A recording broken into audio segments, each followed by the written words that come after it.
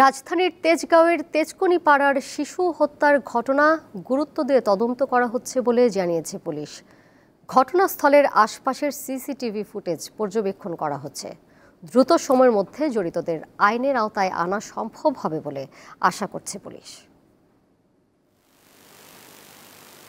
4.5 বছরের শিশু রোজামণি, তার বাবা প্রবাসে থাকেন।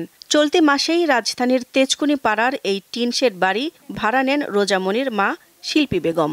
প্রতিদিনের মতো গত সোমবার বাড়ির সামনে খেলছিল শিশুটি। সেদিন দুপুরের দিকে রোজামণিকে খুঁজে পাচ্ছিল না তার পরিবার। এলাকায় মাইকিংও করা হয়। পরদিন মঙ্গলবার সকালের দিকে ময়লার স্তূপে বস্তাবন্দি অবস্থায় রোজামণির মরদেহ উদ্ধার করা হয়। শিশুটির শরীর গরম পানি দিয়ে ঝলসে দেওয়া হয়েছে উল্লেখ করে নিহতের মা ও বোনেরা জানান, যারা নির্মমভাবে রোজামণিকে হত্যা করেছে তাদেরও এভাবে শাস্তি দেয়া হোক।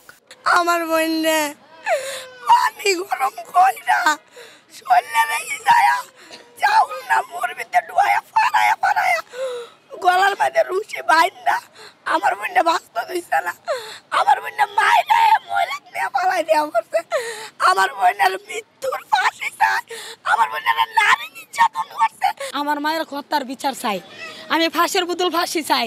আমার মায়েরা যারা নির্মমভাবে হত্যা করছে এর চেয়ে জঘন্য বেশি করে ওর বিচার আমরা দেখতে চাই। মরদেহ দেখে আটকে উঠেছে এলাকাবাসীও। গরম পানি দিয়ে সারা শরীর ঝলসানো, গলায় রশি দিয়ে পেঁচানো, এমন হত্যাকারীদের দৃষ্টান্তমূলক শাস্তি চান তারা। মেয়েটার সাথে ঘটনার সাথে এখানে সবাই আতঙ্কিত, সবাই ভয়ের ভিতরে আছে। আমার দুটোটাই মেয়ে, আমি যে ওদেরকে ঘরে রেখে যাবো আমি ওই সাহসটা পাইতেছি না। বাজার করতে গেছি, তাও আমি আমার বাচ্চাদেরকে নিয়ে গেছি। আমরা এটার বিচার চাই, আমরা আর কিছুই চাই না, এটার বিচার চাই। কিন্তু আমার তো ছেলে মেয়ে আছে, সবারই তো আছে। শিশু রোজামণি হত্যার সাথে যারা জড়িত তাদের দ্রুত গ্রেপ্তার করা হবে বলে জানিয়েছে পুলিশ। এখানে আসলে কি কারণে ঘটনাটা ঘটানো হয়েছে, কারা এই ঘটনার সাথে জড়িত, ইতিমধ্যে সংক্রান্তে তেজগাঁও থানায় একটি মামলা দায়ের করা হয়েছে। আমরা মামলাটি খুব গুরুত্ব দিয়ে তদন্ত করছি এবং ঘটনার সাথে যারা জড়িত তাদেরকে আইনের আওতায় নিয়ে আসার জন্য কাজ করছি।